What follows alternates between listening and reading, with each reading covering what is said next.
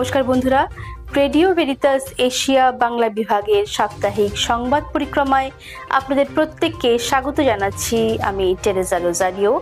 আসুন বিস্তারিত খবরে যাওয়ার আগে দেখে নেব সংবাদ শিরোনাম।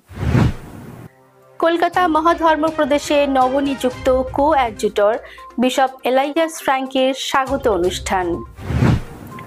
কলকাতার সাধ্বী মাদার টেরেজার 115তম জন্ম জয়ন্তী উদযাপন। পান্ডুয়ার যিশু আশ্রম গির্জাতে অনুষ্ঠিত হল যুব দিবস।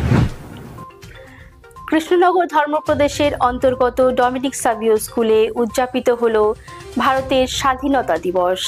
বন্ধুরা, এতক্ষণ আপনারা শুনছিলেন সংবাদ শিরোনাম। এবার চলে যাব বিস্তারিত খবরে। Radio Veritas Asia, the voice of Asian Christianity. Radio Veritas Asia mobile app offers services in English and 21 Asian languages. Download the Radio Veritas Asia app to get more videos from Radio Veritas Asia. Comment, like and share.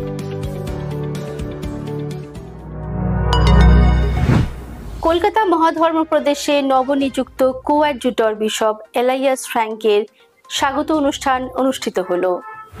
গত 24শে August 2025 খ্রিস্টাব্দ কলকাতা মহাধর্ম প্রদেশের ক্যাথিড্রালে নবনিযুক্ত কো-অ্যাডজুটর বা সহকারী bishop মাননীয় এলাইয়াস ফ্র্যাঙ্কের স্বাগত অনুষ্ঠান সম্পূর্ণ হল। পবিত্র মহাখ্রিস্টজাগের মধ্যে দিয়ে এই অনুষ্ঠানের শুভ সূচনা হয়। কলকাতার বড়বাজারে অবস্থিত cathedral of the most Holi রোজারি গির্জায় সকাল 9টায় মহাখ্রিস্টজাগের আয়োজন করা হয়। কলকাতার মাননীয় মহাধর্মপাল টমাস ডিসুজা, কো-অ্যাডজুটর বা সহকারী বিশপ এলাইয়াস ফ্র্যাঙ্ক সহ একাধিক পুরোহিত সম্মিলিতভাবে খ্রিস্টজাগ উৎসর্গ করেন। পৌরোহিত্য করেন মাননীয় বিশপ এলাইয়াস ফ্র্যাঙ্ক। খ্রিস্টজাগের শুরুতে পাল পুরোহিত ফাদার ফ্র্যাঙ্কলিন মাননীয় বিশপের বর্ণময় জীবন সকলের সামনে তুলে ধরেন। এরপর কলকাতা মহাধর্ম প্রদেশের চ্যান্সেলর ফাদার ডমিনিক কো-অ্যাডজুটর বিশপের পন্টিফিক্যাল তথা পোপ মহোদয়ের নিয়োগপত্র সর্বসমক্ষে পাঠ করে শোনান।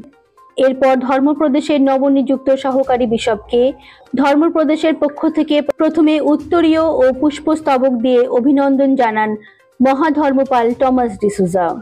এই দিনটি বিশপ এলাইয়াসের দ্বিতীয় এপিস্কোপাল জয়ন্তীতে এমন মনোরম অনুষ্ঠানের জন্য ধন্যবাদ জ্ঞাপন করে।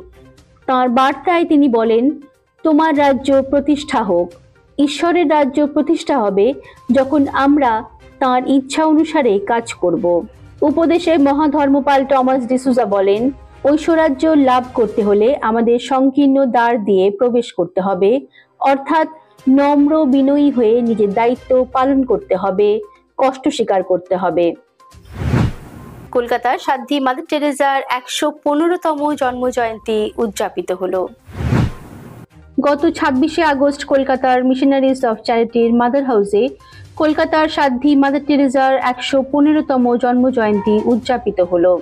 এই একই দিনে কলকাতা মহাধর্ম প্রদেশের মহাধর্মপাল মাননীয় টমাস ডিসুজার 75তম জন্মদিন উদযাপিত হলো, যার ফলে কলকাতা মহাধর্ম প্রদেশের কাছে দিনটির গুরুত্ব ছিল অপরিসীম। পবিত্র খ্রিস্টজাগের মধ্যে দিয়ে অনুষ্ঠানের শুভ সূচনা হয়। মহাখ্রিস্টজাগ উৎসর্গ করেন মহাধর্মপাল টমাস ডিসুজা, সদ্য নিযুক্ত সহকারী bishop Elias Frank, chancellor Father Dominic Gomes এবং একাধিক সহযোগী পুরোহিতগণ। খ্রিস্টজাগের শেষে মাদারের সমাধি বেদিতে একে একে প্রদীপ প্রজ্বলন ও পুষ্পার্ঘ্য নিবেদন করে মাদারের প্রতি সম্মান প্রদর্শন করা হয়। পান্ডুয়ার যিশু আশ্রম গির্জাতে উদযাপিত হল যুব দিবস। বিগত 24শে আগস্ট 2025 খ্রিস্টাব্দ হুগলি জেলার অন্তর্গত পান্ডুয়া ব্লকে অবস্থিত যিশু আশ্রম গির্জায় উদযাপিত হল ধর্মপল্লীর যুবক যুবতীদের জন্য এক দিবসীয় যুব দিবস অনুষ্ঠান। উক্ত এই অনুষ্ঠানটি পরিচালনার দায়িত্বে ছিলেন ফাদার রাকেশ মন্ডল এসজে। এরপর ফাদার রাকেশ বিভিন্ন উপমা কাহিনীর মধ্যে দিয়ে তাদের অনুপ্রাণিত করে বলেন, আমরা আমাদের জীবনে বিভিন্ন ধরনের মানুষের সাথে মিলিত হই, তবে তাদের মধ্যে থেকে শুধুমাত্র কয়েকজনই আমাদের সঠিক পথে এগিয়ে যেতে সাহায্য করে। তাই আমাদের জীবনে সেই সঠিক মানুষগুলিকে চিহ্নিত করা অত্যন্ত প্রয়োজন। কৃষ্ণনগর ধর্মপ্রদেশের অন্তর্গত ডমিনিক সাভিও স্কুলে উদযাপিত হলো ভারতের ৭৯তম স্বাধীনতা দিবস।